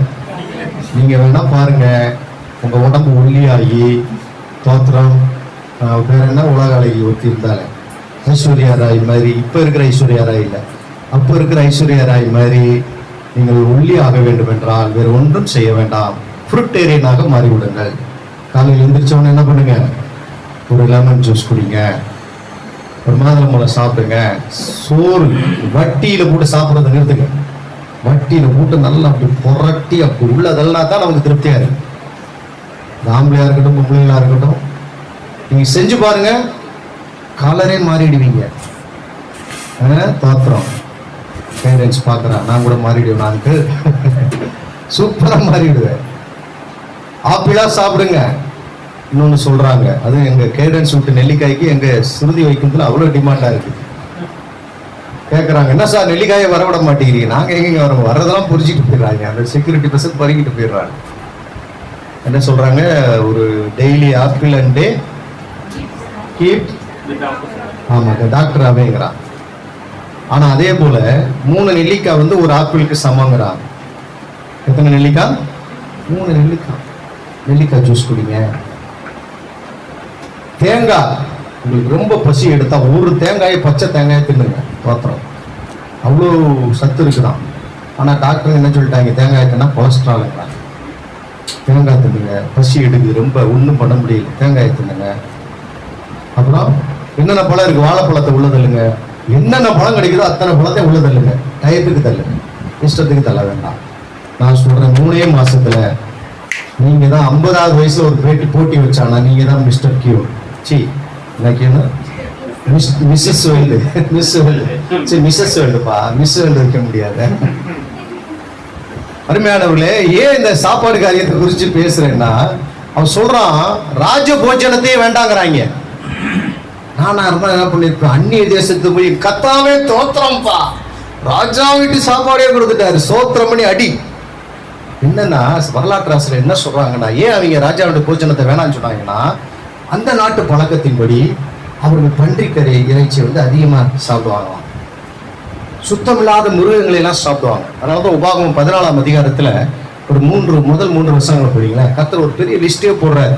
நீ எதெல்லாம் புசிக்கலாம், எதெல்லாம் புசிக்க கூடாதுன்னு ஒரு பெரிய லிஸ்ட போடுறாரு. அதுல முதல் 3 வசனங்கள் படிங்க. நீங்கள் உங்கள் தேவனாகிய கர்த்தரின் பிள்ளைகள், செத்தவனுக்காக கீறிக்கொள்ளாமல். யாருக்காக கீறிக்கொள்ள கூடாது? அப்போ ஏன் நம்ம செத்து போனவங்களுக்கு மொட்டை அடிக்கிறது இல்ல, ஏன் நம்ம மீசை எடுக்கிறது இல்ல அப்படின்னா, வேதம் சொல்லுது நீ செத்தவனுக்காக நீ என்ன பண்ணக்கூடாது, என்ன பண்ணக்கூடாது, கீறி கொள்ளக்கூடாதுன்னு என்ன அர்த்தம்? எதையும் தேவையில்லாம எடுக்கக்கூடாது. அப்புறம் உங்கள் கண்களுக்கு இடையிலே சவரம் பண்ணாமலும், சவரம் பண்ணக்கூடாது. நீங்கள் உங்கள் தேவனாகிய கர்த்தருக்கு பரிசுத்தமான ஜனங்கள், பூமியின் மீதெங்கும் உள்ள. என்ன தெரியுமா நடந்துச்சு, எங்க அக்கா பையனுக்கு கல்யாணம் வச்சிருந்தோமா, தாத்தா அவனுக்கு இது பண்ணு சொன்ன உடனே சும்மா சாம்பிளுக்கு 2 முடியை வெட்டினாங்க. அப்படிலாம் பண்ணக்கூடாது. பூமியின் மீதெங்கும் உள்ள எல்லா ஜனங்களிலும் உங்களையே கர்த்தர் தமக்கு. ஏன் இதெல்லாம் சொல்றாரு, ஏன் இப்படி ஸ்பெஷலிஸ்டா ஒரு லிஸ்ட கொடுக்குறாருன்னா, பூமியில எவ்வளவோ ஜனங்கள் இருக்கிறாங்க. எத்தனை கோடி ஜனங்கள் இருக்காங்க இன்னைக்கு? கிட்டத்தட்ட 700 crores, more than 700 crores. தமிழ்நாட்டில் மட்டும் சொல்றேன். நான் சொல்றேன் through out world 700, more than 700 crores, 800 crores நெருங்கிடுச்சு. அப்போ அவ்வளவு ஜனங்கள்ல உங்களை மட்டும் தான் நான் செலக்ட் பண்ணியிருக்கிறேன். ஏன்? நீங்க தான் எனக்கு ஸ்பெஷல் ஜனங்க. அப்ப நீங்க ஆரோக்கியமா இருக்கணும், நீங்க நல்ல திடகாத்திரமா இருக்கணும், உங்க மூலம் ஒரு நல்ல சந்ததி வரணும். அதுக்கு ஒரு லிஸ்ட் கொடுக்குறேன்னு சொல்லிட்டு ஆசிங்க. அருவருப்பானது ஒன்றையும் எதை புசிக்க கூடாதான்? அருவருப்பானது ஒன்றையும். நீங்கள் புசிக்கத்தகும் மிருகங்கள் ஆவன. முதல்ல புசிக்க தகுந்த பெஸ்ட் அனிமல் எது தெரியுமா? அதைத்தான் அவன் சொல்றான். கடந்த நாள் எம்எல்ஏ எங்களை கூப்பிட்டு பாஸ்டர்ஸ் மீட்டிங் நடத்தணும் வாங்கயா அப்படின்னாரு. அப்ப எங்களை ஒருத்தர் கேட்டார், நீங்க பிஜேபியோட கூட்டு வச்சிருக்கீங்க, நாங்க எப்படியா ஓட்டு போட முடியும்? அப்போ அவர் சொன்னாரு, நாங்க 20 சீட்டு கொடுத்துருக்குறோம். அவர் சொன்னது 20 சீட்லயும் ஒன்றும் ஜெயிக்க மாட்டாங்க, நீங்க கவலைப்படாதீங்க. அப்போ அவங்க விட்ட அறிக்கையை பார்த்தீங்கன்னா அது 2 முக்கியமான அறிக்கை. மதமாற்ற தடை சட்டத்தை என்ன பண்ணுவோம், தமிழ்நாட்டில் பிஜேபி சொல்லியிருக்கிறாங்க. 2வது பசுவதை தடை சட்டம், 2ஐயும் கொண்டு வருவோன்றாங்க. ஆனால் கடவுள் சொல்றாரு, மனுஷனுக்கு ஏற்ற பெஸ்ட் கறி என்ன கறியா? ஃபர்ஸ்ட் என்னது? மானை விட எந்த கறி தான் நல்ல கறியா? மாட்டுக்கறி தான் மனுஷனுக்கு ஏற்ற கறி. நான் ரசிக்கப்பட்ட புதுசில் மாட்டுக்கறி சாப்பிட மாட்டேன். அப்போ ஐபிஎஸ்ல ஒரு கிளவி இருந்துச்சு, ஒரு பாட்டி இருக்கா. அது ஒரு நாள் என்ன பண்ணிடுச்சு, எனக்கு பயமுத்துச்சு, மாட்டுக்கறி சாப்பிடா பரலோகத்துக்கு வரமாட்டீங்க பூ அப்படின்னுச்சு. இப்படி ஆத்தி இது என்ன வம்பா போச்சு, இதுக்காக பரலோகம். அப்போ என்ன ஐபிஎஸ்ல வந்து எப்போ பரலோகம் எப்போ பரலோகம் பரலோகம் பரலோகம் அந்த எண்ணத்துல தானே இருந்தோம். ஆண்டவர் பூமியவே பரலோகமா வச்சிருக்கிறாங்க, அந்த புத்தி இல்லை. அப்போ எப்போ பரலோகம் பரலோகம், ஐயோ மாட்டுக்கறினாலும் நம்ம பரலோகம் போகாம விடக்கூடாதுன்னு தின்னு 3 நாள் பேதி ஆகி போயிடுச்சு. ஆனா ஆண்டவர் மனுஷனுக்கு ஏற்ற முதல் லிஸ்ட் என்னதான் கொடுக்குறாரு? ஃபர்ஸ்ட் மாடு, அப்புறம் தான் ஆடு. முதல்ல என்னது? மாடு. அடுத்தது என்ன? ஆடு. ஆனா நம்ம என்ன ஆடு போய் கேட்கிறோம்? வெள்ளை ஆடு, வெள்ளை ஆடு கறி. ஆனா மனுஷனுக்கு ஏற்ற கறி என்ன ஆடு கறியா? 2வது லிஸ்ட் செம்மறி ஆடு. பிரியாணி பாய்ங்க, பிரியாணி எந்த ஆட்டுல பண்ணுவாங்க தெரியுமா? செம்மறி ஆட்டு கறியில தான் பண்ணுவாங்க. என்ன பத்த அவ்வளவு நல்லது. நம்ம வெள்ளாட்டு கறி, குறும்பாட்டு கறியா கொடுப்பான். என்ன ஆட்டுக்கறி? நீங்க வாடிப்பட்டி மதுரை பக்கம்லாம் வந்தீங்கன்னா விசேஷமா இருக்கும் குறும்பாட்டு கறி. சாப்பிட்டா சும்மா கும்முன்னு இருக்கும். கர்த்தருக்கு ஸ்தோத்திரம். அப்போ அந்த லிஸ்ட் எல்லாம் விடுங்க. எதுக்கு சொல்ல வரேன்னா, தேவன் தன்னுடைய ஜனங்களுக்கென்று ஒரு லிஸ்ட்டை கொடுக்கிறார். மற்றவன் என்ன வேணாலும் தின்று போட்டும்பா. அப்போஸ்தலர் 10ஆம் அதிகாரத்துல பேதுரு வந்து பசி அடையும் போது மேல் வீட்டுல இருந்து ஜெபம் பண்றான். அப்போ ஒரு தரிசனம் காண்றான். தரிசனம் காணும் பொழுது மேல இருந்து பல பறவைகள் எல்லாம் பறந்து வர்ற மாதிரி காண்கிறான். உடனே ஒரு சத்தம் வருது, நீ இவைகளை அடித்து புசி. உடனே என்ன பண்றான், ஐயோ ஆண்டவரை தீட்டுள்ளது ஒன்றும் நான் இதுவரைக்கும் என்ன பண்ணதில்லை. பாருங்க அப்போஸ்தலர் 10ஆம் அதிகாரம் 14-15 படிங்க, இல்ல 10வது வசனம் படிங்க. முதல்ல என்ன பசி அடைந்து? நமக்கு பசி அடைந்தா தரிசனம் வருமா, ஜெபம் வருமா? கோபம் தான் வரும். இந்த அம்மா பாரு, சித்தி சீரியலை பார்த்துட்டு நம்மளை கட்டி போட்டுருச்சு அப்படின்னு தான் கோபம் வரும். அவனுக்கு பாருங்க மிகுந்த பசி வந்தவனே என்ன எங்க போயிட்டான் அவன்? மாடி ஞான திருஷ்டி அடைந்து பெரிய குப்பட்டியை போல ஒரு விதமான கூடு இடத்தில் இறங்கி தரையில் விடப்பட்டிருக்கிறதாகவும் அதிலே பூமியில் உள்ள சகல விதமான 4 கால் ஜீவன்கள். இப்ப படிச்சோமே, மாடு, ஆடு, மானு, கலைமானு, சகலவித காட்டு மிருகங்களும் பிராணிகளும் பறவைகளும் எல்லாம் இருக்குது. தோத்திரம். இது ஒரு தரிசனம் தான். உடனே ஆண்டவர் சொல்றார், நீ அடித்து குஷின்றாரு. உடனே அவன் என்ன சொல்றான்? அப்படி அல்ல ஆண்டவர். ஆண்டவருக்கே பத்தி சொல்றாங்க நம்ம. இல்ல இல்ல ஆண்டவரே, வெளியா சொன்னான் பாருங்க. அவரு சொன்னாரு, நான் ஒருத்தன் இல்லப்பா 7000 பேரை பாதுகாத்து. இல்ல ஆண்டவரே, நான் என் பிதாக்களை பார்க்கலனால் நல்லவன், என் உயிரை என்ன பண்ணிக்கோ எடுத்துக்கொள்ளும் தான். கர்த்தர் உடனே அவன் ஜெபத்தை கேட்டாரா? இல்ல. கர்த்தர் உங்களை குறித்து ஒரு நோக்கத்தை வச்சுட்டாருன்னா, ஒரு சித்தத்தை வச்சுட்டாருன்னா, நீங்களே செத்து போன நினைச்சா கூட சாப்பிட மாட்டார். படிங்க. தீட்டும் அசுத்தம் உள்ள, எனவே பக்கா யூதன் பேதுரு சொல்றான் பாருங்க, தீட்டும் அசுத்தம் உள்ள யாதொன்றும் நான் ஒரு காலம் புசித்ததில்லை. பார்த்தீங்களா? ஒரு காலம் புசித்ததில்லை. ஆமா, யூதர்களுக்கு அவ்வளவு பெரிய, அது ஒரு ஆச்சாரமாவே செய்வாங்க. ரொம்ப ஆச்சாரமா செய்வாங்க. இன்னைக்கு பங்குனி உத்திரம்ட்டு எங்க அம்மா முந்தா நாள் நினைச்சுக்கிட்டு அன்னைக்குன்னு பார்த்து பாஸ்டம்மா மீன் வச்சுட்டாங்களா, ஐயோ எனக்கு வேண்டாம் உத்தரம்னுச்சு. நான் அம்மா உத்தரம் ஞாயிற்றுக்கிழமை தான்மா. இன்னைக்கு கறி மீன் இல்லைன்னு ஒருத்தன் உக்கரமா கோவப்படுறான். எப்படி கறி இல்லைன்னா எப்படி? உடனே அவங்க அப்பத்தான் ஒரு முட்டையை வாங்கி கொடு அவனுக்கு சாங்ஷன். பாருங்க நம்ம ருசி இருக்குதே வாய். இந்த சொல்லுவாங்க பொதுவாக எதுவுமே தொண்டைக்கு கீழே போயிட்டா ஒன்று சொல்லுவாங்க, தொண்டை வரைக்கும் தான் ருசி. தீட்டுள்ளது ஒன்றும் அசுத்தமானது ஒன்றும் என் வாய்க்குள்ளே போனதில்லை. கர்த்தர் மறுபடியும் சொல்றார், நீ அடிச்சு புசிறாங்கிறார். அருமையானவர்களே, இந்த தீட்டு என்பது யூதர்களுக்கு ரொம்ப முக்கியமானது. அதுல இவன் எப்படி இருந்தான்? இருதயத்துல தீர்மானமாய் இருந்தான். அவங்க யூதர்கள் எங்க போனாலும் சரி இந்த பிரமாணங்களை புஸ்தகத்தை அவங்க என்ன பண்ணுவாங்களாம், தாயத்து மாதிரி ஒன்று செஞ்சு அதுக்குள்ளே வச்சு கையில் கட்டிக்குவாங்களாம், கழுத்தில் கட்டிக்குவாங்களாம். அதுதான் இன்னைக்கு வந்து எல்லாரும் கையில், முதலமைச்சர் கையில் பார்த்தீங்கன்னா எத்தனை கயிறு கட்டியிருக்கிறார் பாருங்க. தோத்துறோம். அவர் இப்படி நீட்டு பேசும்போது சொன்ன, இந்த கயிறாலேயே நீ தோத்து போகிறவாய். கயிறு என்னத்தை செய்யும்? அவன் மந்திரிச்சு கயிறை கட்டுறான், யாகம் பண்றான், அங்க போய் அந்த கோயில பண்றான், இந்த கோயில பண்றான். அவங்களுடைய நம்பிக்கை அவங்க செய்யறாங்க. அப்போ யூதர்கள் எப்பொழுதுமே வேதத்துக்கு முக்கியம் கொடுப்பாங்க. நல்லா கவனிங்க, கடந்த சில வருஷங்களுக்கு முன்னாடி இஸ்ரேலுக்கும் கல்ஃப் கண்ட்ரிஸுக்கும் ஒரு பெரிய பிரச்சனை வந்துச்சு. இஸ்ரேல் போய் என்ன பண்ணா, எகிப்திலே போயிட்டு அவங்களுக்கு தெரியாமல அவங்க ஃப்ளைட்லேயே போயிட்டு அங்கே ஏரோட்ராம்லேயே போயிட்டு அங்கே அவங்கள அடிச்சு அவங்க ஆளுகளை கூட்டிட்டு வந்துட்டான். உடனே 7 நாடுகள் சேர்ந்து இஸ்ரேலுக்கு விரோதமாக தீர்மானம் போட்டு வச்சுக்கலாம். என்ன, இனிமே எந்த நம்ம கிட்ட இருக்கிற எதையுமே அவங்களுக்கு என்ன பண்ணக்கூடாது, கொடுக்கக்கூடாது. முக்கியமாக குருடாயில் என்ன பண்ணக்கூடாது, கொடுக்கக்கூடாது. சவுதி அரேபியா தான் அதுக்கு சீப். இன்னைக்கும் வந்து வேர்ல்டு ஃபுல்லாக மார்க்கெட்டை நிர்மாணிக்கணும்னா சவுதி அரேபியா சொன்னால் மற்ற கண்ட்ரிகள் கேட்கணும். குருடாயில் கொடுக்கக்கூடாதுன்னு சொல்லிட்டாங்களாம். இஸ்ரேலுக்கு இனிமேல் பெட்ரோல் சப்ளையே கிடையாதுன்ட்டாங்க. உடனே யூதர்கள் என்ன பண்ணாங்களாம், பயப்படலையா. அந்த குருமார்கள் யூதர் ரஃபி இருக்காங்க பார்த்தீங்களா, அவங்க உடனே ஓடி போய் பைபிளை தேடி எங்கே ஆண்டவர் ஏதாவது சொல்லியிருக்கிறாரா அப்படின்னு வேதத்தை தேட ஆரம்பிச்சிட்டாங்க. தேடினா உபாகம புஸ்தகம் 33ஆம் அதிகாரம். அதுல வந்து மோசே வந்து ஒவ்வொரு கோத்திரமா ஆசீர்வதிச்சு சொல்லிக்கிட்டே வர்றாரு. கரெக்டுங்களா? யாக்கோபு கூட எல்லாத்தையுமே சொல்றது இல்லை, ஒரு சிலரை விட்டுட்டார். ஆனா மோசே எல்லா கோத்திரத்தையும் தனித்தனியா கூப்பிட்டு ஆசீர்வதிக்கிறார். 24வது வசனம் படிங்க. உபாகமம் 33:24. ஆசேரை குறித்து ஆசேர் புத்திர பாக்கியமுடையவனாய் தன் சகோதரருக்கு பிரியமாயிருந்து தன் காலை எண்ணெயிலே தோய்ப்பான். இந்த வசனத்தை படிச்ச உடனே ரபிமார்களுக்கு இந்த கோத்திரத்துக்கு கீழே எண்ணெய் இருக்குன்னு ஆண்டவர் சொல்லியிருக்கிறாரு. இந்த கோத்திரம் எங்கடா வாழ்ந்தாங்கன்னு சொல்லி இஸ்ரேல் தேசத்துல போய் செக் பண்ணிருக்காங்க. செக் பண்ணா அந்த இஸ்ரேல் தேசத்துக்கு போக இன்னைக்கு அமெரிக்காவுக்கு சப்ளை பண்ற அளவுக்கு அங்கே குருடாயில் கிடைச்சிருக்கு. பாருங்க வேதம் எவ்வளவு சத்தியம் பாருங்க. உங்க பிரச்சனைகள் வரும்போது வேதத்தை போய் பாருங்க.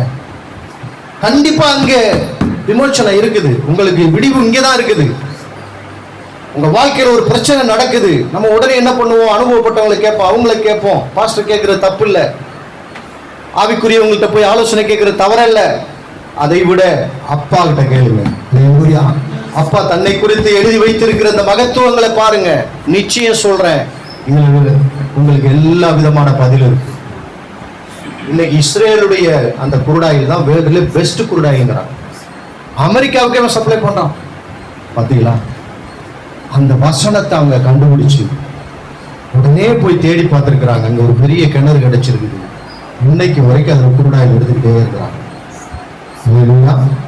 நம்ம ஊர்ல கிடைச்சிருச்சுன்னா அது உடனே அம்பானிக்கு கொடுத்துருப்பாங்க, பார்க்குறோம்.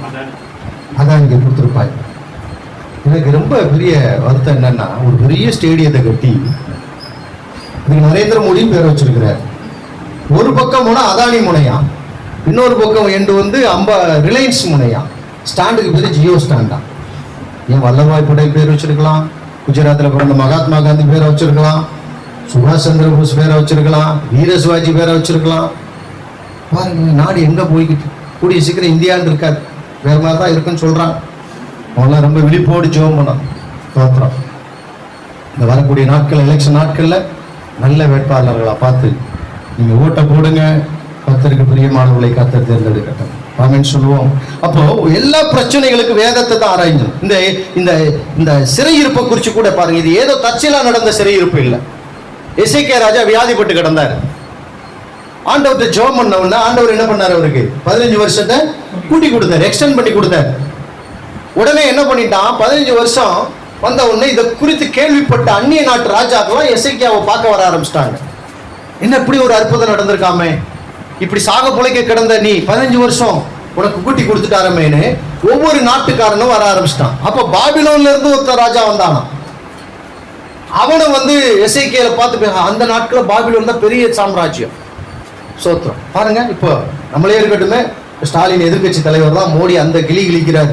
இருந்தாலும் மோடி அவர் வீட்டுக்கு வந்து அவர் என்ன பண்ணுவாரு, வரவேற்பாரு, உபசரிப்பாரு, வீட்டெல்லாம் சுத்தி காமிப்பாரு. அதுபோல இந்த எசேக்கியா என்ன பண்ணிவிட்டாரு, அந்த பாபிலோன் ராஜாவுக்கு தேசத்தை பூரா திறந்து பொக்கிஷ சாலையெல்லாம் திறந்து காமிச்சிட்டாரு. இவன் கண்ணை வச்சுக்கிட்டான். அதனாலதான் பாருங்க, எல்லாத்தையும் எல்லாருக்கும் காட்டக்கூடாது, எல்லாத்தையும் என்ன பண்ணக்கூடாது, எல்லாருக்கும் காட்டக்கூடாது. கரெக்டா சொன்னீங்க. அதனால தான் நாங்கள் பாஸ்வேர்டு போட்டு லாக் பண்ணி வச்சிருக்கோம் செல்போன். ஏன் செல்போனு எங்க வீட்டில் உள்ள எல்லாருக்கும் தெரியும், ஆனா என் மனைவி செல்போன் எனக்கு திறக்க தெரியல, ஏஞ்சல் செல்போன் எனக்கு திறக்க தெரியல, இவனுடைய டப்பா போனை கூட எனக்கு திறக்க தெரியல. ஆனா என் போன் நம்பர் எல்லாருக்குமே தெரியும். ஈவன் தோ என்னுடைய பேங்கோடைய அந்த பின் நம்பர் கூட தெரியுது எல்லாருக்கும். எவ்வளவு இல்சாயனா இருக்கிறேன் பாருங்க அப்படின்றீங்களா? பார்த்தோம். எதுக்கு சொல்றேன்னா, எல்லாவற்றையும் எல்லாத்திட்டையும் சொல்லக்கூடாது. நான் என் மனைவி பிள்ளைகிட்ட தான் சொல்லியிருக்கேன், நிறைய யார்ட்டையும் சொல்லலை. இப்போ பாருங்க அருமையானவர்களே, இவன் திறந்து காமிச்சனா பாருங்க, 2 ராஜாக்களுடைய புஸ்தகம் 20ஆம் அதிகாரமா பாருங்க, 17ஆவது வசனத்தை படிங்க. இதோ நாட்கள் வரும். அதுக்கு முன்னாடி படிங்களேன், அந்த ராஜா 13 படிங்க. எசேக்கியா அவர்களை அங்கீகரித்து அவர்களுக்கு தன் பொக்கிஷசாலை எதை காமிச்சாரா? பொக்கிஷம். ஆண்டவர் அதனால சொன்னார், உங்கள் இருதயம் எங்கேயோ உங்க பொக்கிஷம் எங்கேயோ அங்கே உங்களுடைய இருதயத்தை யாருக்கிட்ட சொல்லக்கூடாது. யாருக்கிட்ட மட்டும் தான் சொல்லணும்? கணவன் மனைவி கிட்ட சொல்லணும், மனைவி கணவன் கிட்ட சொல்லணும், 2 பேர் கர்த்தர்கிட்ட தான் சொல்லணும். மனைவி போய் அவங்க அப்பா அம்மா கிட்ட சொல்லக்கூடாது. பாருங்க, இந்த சிம்சோனுடைய வாழ்க்கையை பத்தி நம்ம படிச்சிருக்கிறோம். அவன் ஒருத்தி மேல ஆசைப்பட்டான், தெலீலான்னு ஒருத்திய. அந்த பெலிஸ்தர்கள் என்ன பண்றாங்க, தெலீலால வச்சு சிம்சோனுடைய பலம் எங்க இருக்குன்னு சொல்லி அறிந்து கொள்வதற்காக பல காரியங்களை மோடி வித்தை எல்லாம் காமிச்சு எப்படியாவது கண்டுபிடிக்க பாக்குறாங்க. இவன் ஒவ்வொரு தடவை டபாச்சிட்டு வந்துகிட்டே இருக்கிறான். அப்ப அவன் என்ன பண்றா, ரொம்ப அழுகிறான். அப்ப அந்த வசனம் அப்படித்தான் சொல்லுது பாருங்க, நியாயாதிபதியுடைய புஸ்தகம் 16 17 அதுல பாருங்களேன். அவன் இருதயத்தை என்ன பண்ணான்? படிங்க இல்ல 15ஆம் வசனம் படிங்களேன். அப்பொழுது அவள் அவனை பார்த்து, உன் இருதயம் என்னோடு இராதிருக்க உன்னை சிநேகிக்கிறேன் எப்படியா சொல்ற? நீ சும்மா பேச்சு காட்டிக்கு சொல்ற, நீ என்னை லவ் பண்றேன்னு. உன் இருதயம் என்கிட்ட இல்லையே. பாருங்க எங்க டச் பண்றா பாரு. அப்ப இருதயத்துல உள்ளதெல்லாம் சொல்ல ஆரம்பிச்சான் பாருங்க. என்ன நடந்துச்சுங்க? அவனுடைய பலமெல்லாம் போயிடுச்சு, நசரே விரதம் போச்சு, தலையை மொட்டை அடிச்சிட்டாங்க.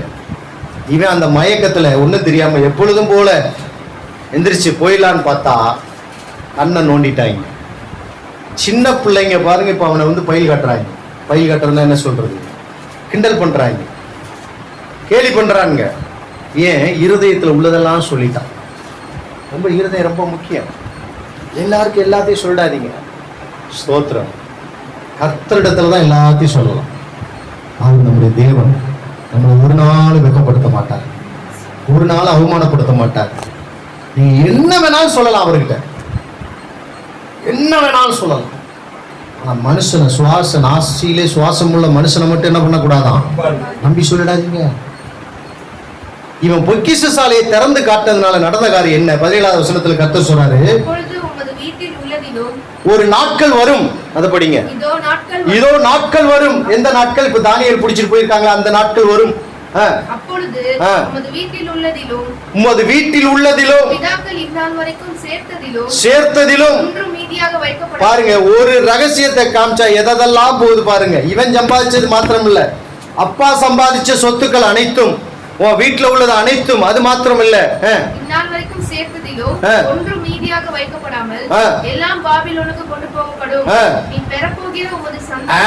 நீ பெறப்போகிற உங்களுடைய சந்ததியார ராஜகுலத்தாரெல்லாம் பிடிச்சிட்டு போயிடுவாங்க.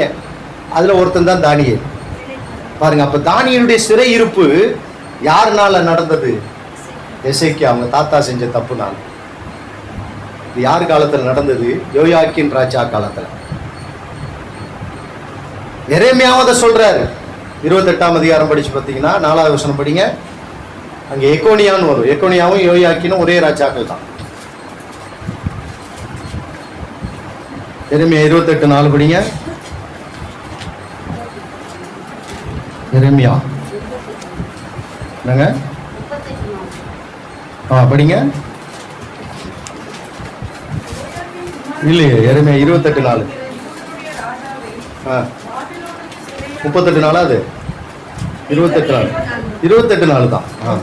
யோயாக்கீன் குமாரனாகிய எக்கோனியா என்கிற யூதாவுடைய ராஜாவையும் பாபிலோனுக்கு சிறையாக கொண்டு பாத்தீங்களா? அப்ப எரேமியாவும் சொல்றாரு, அந்த சிறையிருப்புல இருக்கிற ராஜாக்களையும் இளவரசர் தான் இப்ப நம்ம 33ஆம் அதிகாரத்துல வாசிச்சோம்.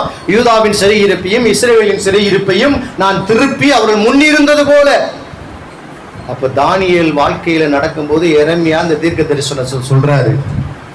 தானியேலுடைய வாழ்க்கையில அவருடைய காரியம் ஜெயமாய் இருந்ததுக்கு முதல்ல சொன்ன, அவன் தீட்டுப்படுத்தாதபடிக்கு தன்னை காத்து கொண்டான். 2வது, அவன் ஞானம் இருந்தவனாக இருந்தான். இன்னைக்கு ஒரு காரியத்தை பார்த்து முடிக்க போறோம். தானியேலுடைய புஸ்தகம் 6ஆம் அதிகாரம் 22வது வசனத்தை படிப்போம்.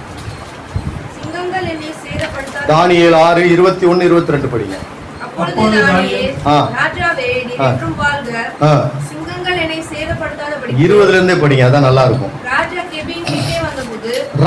கெபியின் கிட்டே வந்தபோது உயர சத்தமாய் தானியேலை கூப்பிட்டு, தானியேலே, ஜீவனுள்ள தேவனுடைய தாசனே, இடைவிடாமல் ஆராதிக்கிற உன் தேவன் உன்னை சிங்கங்களுக்கு தப்புவிக்க வல்லவராய் இருந்தாரா என்று அவன் சொல்றான். நீ இடைவிடாமல் ஆராதிக்கிற உன் தேவன் சிங்கங்களின் வாய்க்கு தப்புவிக்க வல்லவராய் இருந்தாரா? தானியேலை கேட்டான். உடனே தானியேல் சொல்றான், அட நாசமா போற ராசாவை தூக்கி போட்டதும் இல்லாம காலங்காத்தால வந்து கடுப்பேத்திரியா அப்படிலாம் சொல்லல. என்ன சொல்றான்? அதான் பாருங்க, அதுதான் தானியேலுடைய பதவியில இருக்கிறவங்களை அவன் எப்படி நமக்கு பிடிச்சவனோ பிடிக்காதவனோ. அவர் இன்னைக்கு நமக்கு முதலமைச்சரா இருக்கலாம், பிரைம் மினிஸ்டரா இருக்கலாம், கொள்கை ரீதியா இருக்கா. ஆனா அதிபதியாக நாம் எது பண்ணக்கூடாது. பவுலே சொல்றாரு பாருங்க, உன் அதிபதிக்கு விரோதமாய் தீது ஒன்றும் சொல்லாதிருப்பாயாக என்று எழுதியிருக்கிறதேங்கிறார். அப்ப என்ன சொல்ற? ராஜாவே நீர் வாழ்க, சிங்கங்கள் என்னை சேதப்படுத்தாதபடிக்கு தேவன் தம்முடைய தூதனை அனுப்பி அவைகளின் வாயை கட்டி போட்டார். அதேனென்றால் அவருக்கு முன்பாக நான் குற்றமற்றவனாய் காணப்பட்டேன், ராஜாவாகிய உமக்கு முன்பாகவும் நான் என்ன பண்ணதில்லை, நீதி கேடு செய்ததில்லை என்றார். பாத்தீங்களா? அடுத்து அவன் காரியம் ஜெயமா இருந்ததுக்கு காரணம் என்ன தெரியுமா? அவன் சொல்றான், நான் தேவனுக்கு முன்னாடி எப்படி இருந்தேன். இங்கிலீஷ்ல இன்னசென்சி அப்படின்னு போட்டிருக்கு, குற்றமற்றவன் தமிழ்ல போட்டிருக்குது. இங்கிலீஷ்ல படிச்சீங்கன்னா I'm not innocent in front of God. தேவனுக்கு முன்பாக இன்னசென்சினா என்ன சொல்றது? இன்னசென்ட் அப்படின்னு சொல்றோம் இல்லைங்களா? பேதை, வெகுளி, குழந்தைகள் எல்லாம் என்ன சொல்றோம்? அவன் இன்னசென்ட்பா, அவரை போய் நீ என்னப்பா பண்ணிக்கிட்டு இருக்கிற அப்படின்னு சொல்றான். ஹிட்லர் ஒரு முறை ஒரு வைத்தியகார ஆஸ்பத்திரியை விசிட் பண்ண போனாராம். உடனே அந்த டாக்டர் வைத்தியங்களுக்கெல்லாம் ட்ரைனிங் கொடுத்தாராம். ஏப்பா வர்றவரு பெரிய அதிபர், நீங்கள் அவர் வரும்போது எல்லாரும் எழுந்து நின்று என்ன பண்ணணும், சல்யூட் அடித்து குட் மார்னிங் சொல்லணும் அப்படின்னாங்க. அப்போ எல்லாரும் சரின்னு சொல்லி ட்ரைனிங்லாம் கொடுத்து பயிற்சியெல்லாம் கொடுத்து ஹிட்லர் வர்ற அன்னைக்கு எல்லாரும் எந்திரிச்சு சல்யூட் அடித்தான். ஒருத்தன் மட்டும் அடிக்கலையாம். இப்போ ஹிட்லருக்கு கடுப்பு ஆயிடுச்சான். எல்லாரும் சல்யூட் அடிக்கிறாங்க, நீ மட்டும் அடிக்க. நான் பைத்தியம்டா, நானு பைத்தியம்டா அப்படின்னா. அதுபோல இன்னசென்ட் பைத்தியக்காரங்களுக்கு பாருங்க, ஒண்ணுமே கவலைப்பட மாட்டாங்க. நடு ரோட்ல நிப்பாங்கங்க, கார் வரும், நம்ம பயந்துக்கிட்டு போவோம், அவன் என்ன பண்ண மாட்டான். ஏன்? அவங்களுக்கு என்ன இல்லை, அந்த அறிவு இல்லை. சொல்றான் பாருங்க, தேவனுக்கு முன்பாகவும் குற்றமற்றவனாக காணப்பட்டேன், உமக்கு முன்பாகவும் நீதி கேடு செய்ததில்லை. இங்கிலீஷ்ல வேற மாதிரி போட்டு, ஐ டு நாட் ஹர்ட் யூ, உன்னை தொந்தரவு படுத்தல. நீதி கேடுனா என்னன்னா, நான் தவறா நடந்து உமக்கு என்ன கொண்டு வரல, அவகீர்த்தி கொண்டு வரல, உன் பேருக்கு நான் என்ன கொண்டு வரல, துன்பத்தை கொண்டு வரல, துக்கத்தை கொண்டு வரல. என்னதான் பாருங்க, தமிழ்நாடு முதலமைச்சர் ஜெயலலிதா அம்மையார் என்னதான் இதா இருந்தாலும் சட்டப்படி அவங்க யார் தான்? குற்றவாளி, தண்டிக்கப்பட்டவங்க. அதுவும் ஒரு முதலமைச்சர் பதவியில் இருக்கும்போதே தண்டிக்கப்பட்ட முதல் அமைச்சர் அவங்க தான், குற்றவாளி தான். அவங்களுக்கு கவர்மெண்ட் என்ன பண்ணுது? 100 கோடியில நினைவாலயம் கட்டுறாங்க, அதை கட்டுறாங்க, இதை கட்டுறாங்க. பாருங்க, நீதிகேடு, செத்து போய் துன்பத்தை கொடுக்குறாங்க. ஒருத்தன் கேஸ் போட்டான், அவங்க கட்சி செலவுல கட்டிக்கிட்டோம், அரசாங்க செலவுல ஒரு குற்றவாளிக்கு என்ன பண்ணக்கூடாது? நினைவு கட்டக்கூடாதுன்னு தள்ளுபடி பண்ணிட்டாங்க கோர்ட்ல. தோத்திரம். நீதிகேடு செய்ததில்லை, நீதிகேடு நடக்கும். ஆனா நீங்களும் நானும் ராஜாவுக்கு முன்னாடி எப்படி இருக்கணுமா? அப்ப அவனுடைய அர்த்தம் என்ன? அவனுடைய உக்ரானத்துவத்திலே அவன் உண்மையாயிருந்தான். He has the ability. அந்த அவனுக்கு கொடுக்கப்பட்ட உக்ரானத்துல ராஜா பாருங்க, அவனை தூக்கி போட்டான். ராஜாவுக்கு தூக்கம் வரல. அந்த வசனம் அப்படித்தான் சொல்லுது பாருங்க. முடிஞ்ச வரைக்கும் என்ன பண்றான்? அஸ்தமனம் ஆகட்டும் சொல்லிட்டு தள்ளி போட பாக்குறான். அவனை தப்பு வைக்கிறதுக்காக அஸ்தமனம் ஆயிடுச்சு. ஏன்னா சட்டத்தின்படி பாருங்களேன், 14 வசனம். ராஜா இந்த வார்த்தைகளை கேட்டபோது தன்னில் மிகவும் சஞ்சலப்பட்டு தானியேலை காப்பாற்றும்படிக்கு அவன் பேரில் தன் மனதை வைத்து அவனை தப்புவிக்கிறதற்காக சூரியன் அஸ்தமிக்கிற வரைக்கும் பிரயாசப்பட்டான். தள்ளி போட பார்த்தான். ஆனா அவங்க விடல, தூக்கி கொண்டு போய் போட்டாங்க. நான் நினைக்கிறேன் சிங்கக்கபில என்ன நடந்துருக்குன்றீங்க? தானியேல் என்ன பண்ணியிருப்பாரு? சிங்கக்கபில தூக்கி போட்ட உடனே என்ன பண்ணியிருப்பாரு? ஜெபம் பண்ணியிருப்பாரு. ஏன்னா நம்ம பண்ண மாட்டோம், அவர் பண்ணியிருப்பாரு. நீ என்ன சொல்ற? தானியேல் என்ன பண்ணியிருப்பாங்க? சிங்கக்கபில போய் தூங்கியிருப்பாரா? கை கொடு. கரெக்ட், தூங்கியிருப்பார். எப்படி சொல்றேன்னு கேளுங்க. ராஜாவுக்கு என்ன வரல இன்னைக்கு நைட்டு? தூக்கம் வரல. ராஜாவுக்கு தூக்கம் வரல. நீங்க வேதத்தை படிச்சு பாருங்களேன். மனுஷன் சாக போற நேரம் எல்லாம் பாத்தீங்கன்னா நல்லா தூங்கியிருப்பாங்க. ஏசபேல் என்ன பண்ணிட்டா? எலியாவை கொல்ல போறேன்னு சொல்லிட்டா. அவன் போய் எங்க போய் படுத்து தூங்கினானா? சூரச்செடியின் கீழே போய் படுத்து நல்லா தூங்கிட்டான். தூங்கினானா இல்லைங்களா? யோனா எங்க போய் தூங்கினான்? கப்பலின் அடித்தட்டுல போய் அவன் குய்யோ முறையோன்னு கத்திக்கிட்டு கிடக்குறாங்க.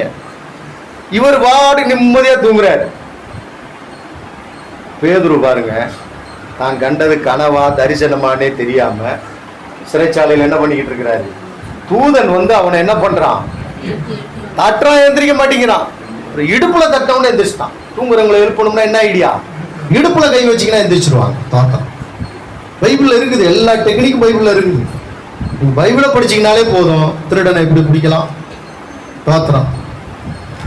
ஒருத்தர் சொல்றாரு, சீமான் சொல்றாரு, எனக்கு ரொம்ப சிரிப்பாத்தாரு. ஒரு வீட்டுல நாயை காவலுக்கு வச்சிருந்தாங்களாம். திருடன் சோறு ஏறி குச்சானாம். நாய் அப்படியே நிற்கிறான், கத்தலையா. கொஞ்சம் தூரம் திருடன் உள்ள போறானா, திரும்பி பார்க்கறான், நாய் அப்படியே நிற்கிறான். உள்ள போயிட்டு சரி பரவாயில்ல கத்தலை அப்படின்னு சொல்லிட்டு பிஸ்கட்டை தூக்கி போட்டானா வான்னு குலைக்க ஆரம்பிச்சிருச்சான். அவன் உன்னை ஏன்டா இவ்வளவு நேரம் கத்தாம இருந்தே? பிஸ்கட் உனக்கு போட்டனே. நீ இவ்வளவு நேரம் போனதே ஒருவேளை எங்க எஜமானுக்கு சொந்தக்காரனா இருக்கலாம் நான் நினைச்சேன். ஆனா எப்ப நீ பிஸ்கட்டை தூக்கி போட்டு திருடன்னு தெரிஞ்சு போச்சான். ஆனா எதுக்கு சொல்றாரு? ஒரு இலவசங்கிற பிஸ்கட்டை தூக்கி போட்டு உங்களை திருடுறதுக்கு தான் வர்றாங்க நிறைய பேரு, ஜாக்கிரதையா இருங்கிறாரு. பயங்கரமா கதை விடுறாரு. தோத்திரம். பேச்செல்லாம் நல்லா தான் இருக்குது. அருமையான தேவ பிள்ளைகளே, நான் என்ன சொல்ல வரேன்னா, வேத புத்தகத்துல சாகிறதுக்கு முதல் நாள் அல்லது சாகிற அன்னைக்குன்னு நிர்ணயிக்கப்பட்ட அன்னைக்கெல்லாம் தேவனுடைய மனுஷனுங்க நல்லா தூங்கி இருக்கிறாங்க. எலியா தூங்கி இருக்கிறார், யோனா தூங்கி இருக்கிறாரு, பேதுரு தூங்கி இருக்கிறார். நம்ம தானியேல் என்னதான் பண்ணியிருப்பாரு? தூக்கில அப்ரிசியேட். உனக்கு கர்த்தர் நல்ல நித்திரையை கொடுப்பார். எக்ஸாம் டயத்துல இல்ல, தூங்குற நேரத்துல. அந்த மாதிரி வெளிப்பாடு பெறணும். நம்ம என்ன பண்ணிருப்போம்? தானியேல் ஜெபம் பண்ணிக்கிட்டு இருப்பாரு. அவன் தான் எப்பவும் ஜெபம் பண்றானே. சிங்க கபில போய் நான் சொல்றேன், சிங்கம் ஜெபம் பண்ணிக்கிட்டு இருந்திருப்போம். இந்த பையில கொண்டு அது போட்டாங்களே, என்ன சொல்லுவாங்களே, கை கேட்டியும் வாய் கேட்டலைன்னு சொல்லுவாங்க தெரியுமா? ஒரு பழமொழி. அருமையா புஷ்டியா இருக்கான். அது எப்படிப்பட்டவன்? அவன் அளவுள்ளவனும் நல்லா புஷ்டியா இருக்கிறான், கொழுகொழுன்னு இருக்கிறான், வாலிபன்.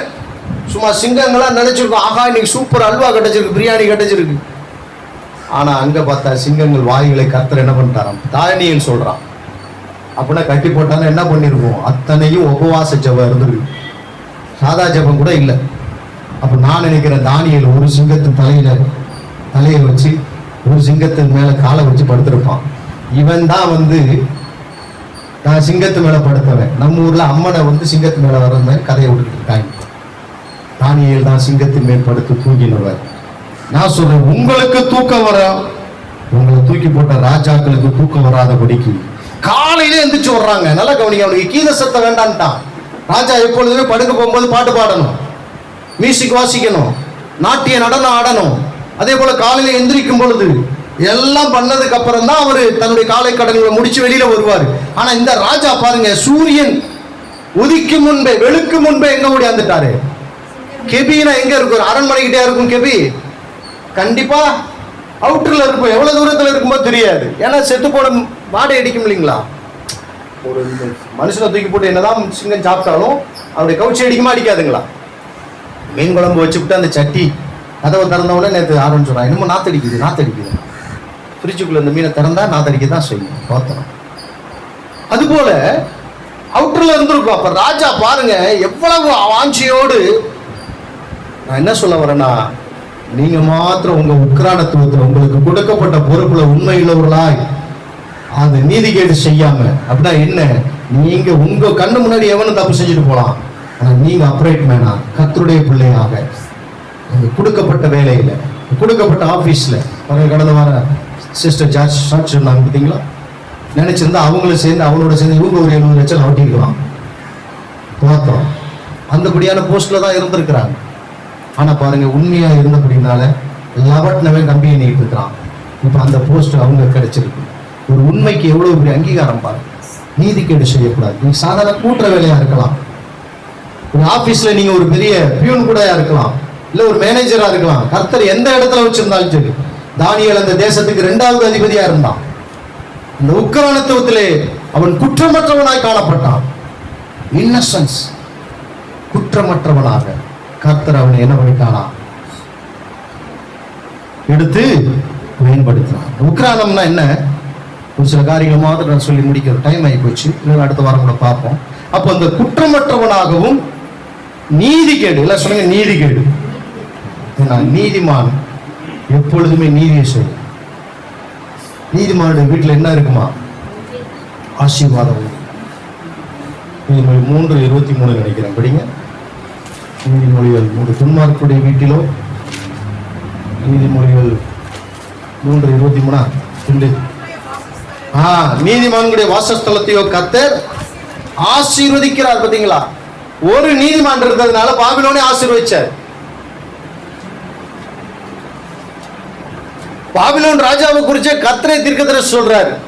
இங்க உள்ள தீர்க்கதரிசிகள்லாம் கர்த்தர் அப்படி சொல்ல மாட்டாரு, நீங்க சொன்னா அவன் போய் சொல்றான். நான் சொல்றேன், நேபுகாத்நேச்சார் வந்து உங்களை பிடிச்சிட்டு போவான், நீங்க அவன் ஆளுகை கீழே இருப்பீங்கன்னு எரேமியா சொல்றாரு. நேபுகாத்நேச்சாரை கர்த்தரே அனுப்புகிறார்.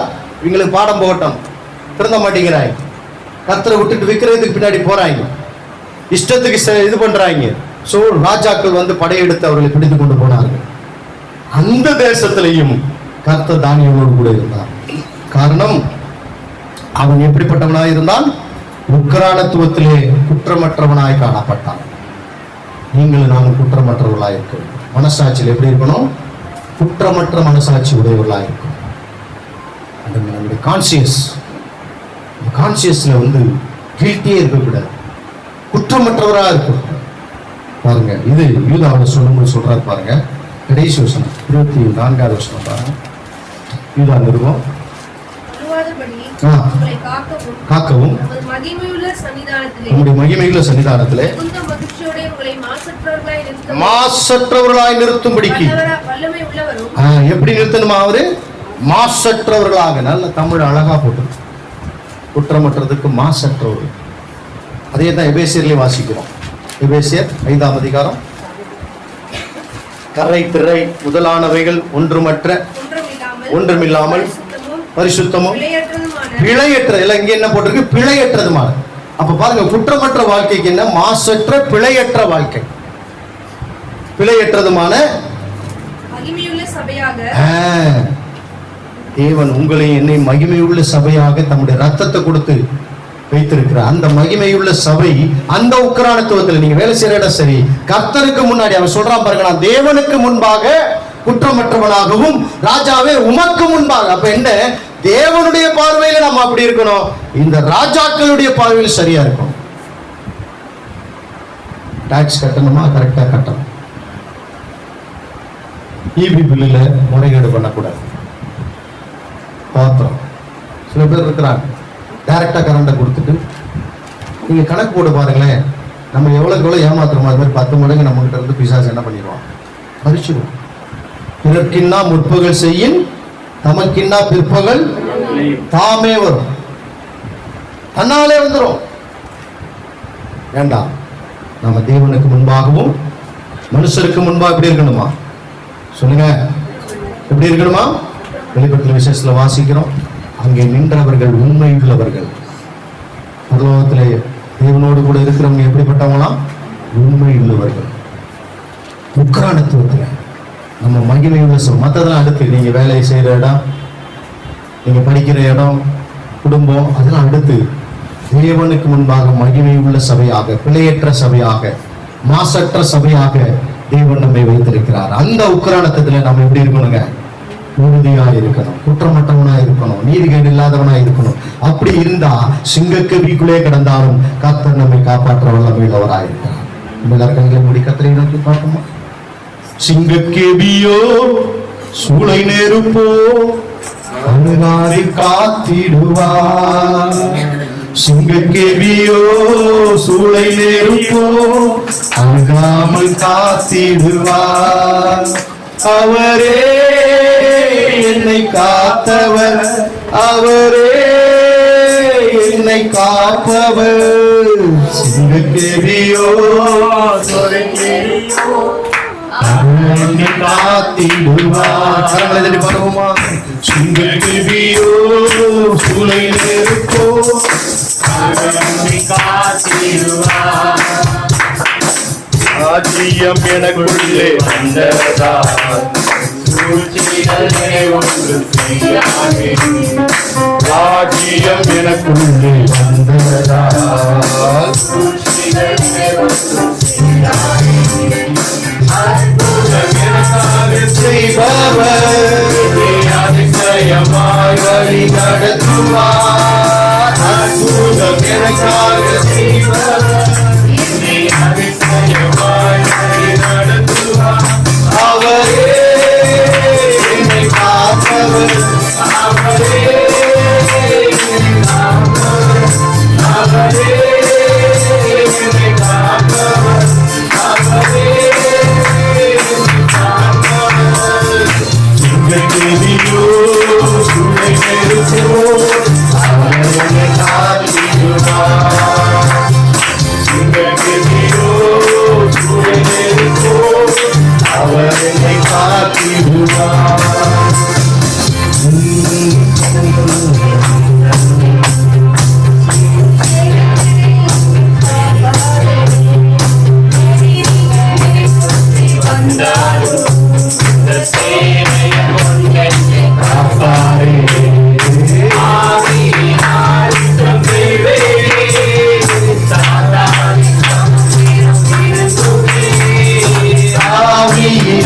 யுத்தம் செய்வேனே, சாத்தானை சாமுத்திரம் விழுங்குமே. அவரே என்னை காப்பவர், அவரே என்னை காப்பவர், அவரே என்னை காண்பவர், அவரே என்னை காப்பவர். சிங்கக்கேபியோ சூளை நெருப்போ அவர் என்னை காத்திடுவார். சிங்கக்கேபியோ சூளை நெருப்போ அவர் என்னை காத்திடுவார். சிங்கக்கேபியிலே தானியேல் நிம்மதியாக தூங்கிக் கொண்டிருந்தார். ராஜாவுக்கு குற்றம் வரவில்லை. அவன் தேவனுக்கு முன்பாக குற்றமற்றவனாக காணப்பட்டான். ராஜாவுக்கு முன்பாக நீதிக்கேடு செய்யவில்லை. நாங்கள் நீதிமான்கள் அப்பா, நாங்களும் இதே போல ஆண்டவரே, எங்களுக்கு கொடுக்கப்பட்ட கொஞ்சத்திலே நாங்கள் உண்மையாக இருக்க, கொடுக்கப்பட்ட ஒரு சின்ன குடும்பமா இருக்கலாம், சின்ன வேலையா இருக்கலாம், அந்த ஒரு சின்ன இடமா இருக்கலாம், நாங்கள் இருக்கிறது. அதிலே நாங்கள் உண்மையுள்ளவர்களாய் இருக்க, கணவன் மனைவிக்கும், மனைவி கணவனுக்கும், பெற்றோர் பிள்ளைகளுக்கும், பிள்ளைகள் பெற்றோருக்கும் உண்மையாக இருக்க, ஆண்டவரே குற்றமற்றவர்களாக காணப்பட இன்றைக்கு நீர் என்னோடு பேசின உங்களுடைய வார்த்தைகளுக்காக நன்றி. தானியுடைய காரியம் ஜெயமாய் இருந்தது. சிறைப்பட்ட தேசத்திலே அவன் உயர்த்தப்பட்டான், ஆசீர்வதிக்கப்பட்டான். காரணம், அவன் தீட்டுப்படுத்தாதபடிக்கு தன்னை காத்துக்கொண்டான். அவனுக்கு ஞானத்தின் ஆவி இருந்தது. அது மாத்திரமல்ல, அவன் தேவனுக்கு முன்பாக குற்றமற்றவனாகவும் ராஜாவுக்கு முன்பாக நீதிக்கேடும் செய்யாதவனாக இருந்தான். ஆண்டவரே, பிசாசு கொண்டு வருகிற எந்த சிறையிருப்பாய் இருந்தாலும் அதிலிருந்து நாங்கள் ஆண்டவரே ஜெயமாய் நடக்க அவர்கள் கொடுத்த ஆலோசனைகளுக்காக நன்றி. அந்த ஒவ்வொருவரையும் ஆசீர்வதிக்கிறோம். வாழ்க்கையிலே விசேஷமாக வரக்கூடிய நாட்களிலே, வெயிலி நாட்கள், கொரோனாவுடைய 2வது அலை என்று சொல்லுகிறார்கள். எது எப்படி இருந்தாலும் உங்களுடைய பிள்ளைகளாக எங்களுக்கு செட்டை, நீதி, சூரியன் ஆரோக்கியத்தை கொடுக்கிற அந்த செட்டைகளின், சூரியனுடைய செட்டைகள் இருக்கிறதற்காக ஸ்தோத்திரம். அதை அடைக்கலம் கொடுத்து எங்களை பாதுகாத்து வருவதற்காக நன்றி. பிள்ளைகளுக்கு ஒரு சேரும் தீங்கு வராதபடிக்கு விலக்கி காத்துக்கொள்ளும். நன்றியோடு நாங்கள் துதிக்கிறோம். அந்த ஒவ்வொருவரையும் ஆசீர்வதிக்கிறோம். பார்த்து கேட்டுக்கொண்டிருக்கிற ஒவ்வொருவர் மேலும் உங்களுடைய அன்பின் கரம் இருந்து வழி நடத்தட்டும். ஆசீர்வதியும் இயேசுவின் நாமத்தில் பிதாவே. இந்த கர்த்தராகிய இயேசு கிறிஸ்துவின் கிருபையும், பிதாவாகிய தேவனுடைய அன்பும், பரிசுத்த ஆவியானவருடைய இணைக்கும் சமாதானம் பாதுகாவும் நம்முடைய இருக்கிற எல்லா பரிசுத்தவான்களோடு கூட இன்றும் என்றும் சதா காலங்களும் கர்த்தருடைய வரையை மட்டும் தங்கி இருப்பதாக.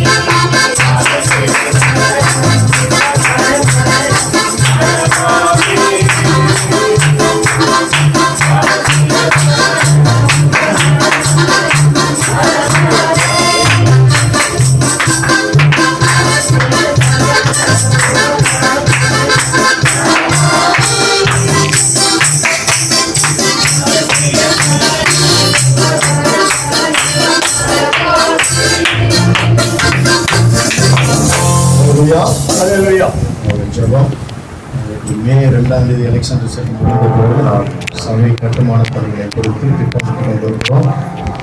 அதுக்காக ஜோம் பண்ணிக்கோங்க. கர்த்தருக்கு சுத்தமாக அடுத்த வாரம் ஈஸ்டர் சண்டேல ஈவினிங்கில் நம்ம கள்ளிப்பூக்க இடத்துக்கு போய் ஒரு சிறிய ஜெபம் பண்ணிவிட்டு வரலாம் என்று நான் நினைக்கிறேன். சாயந்தரமாக ஒரு 5 மணி.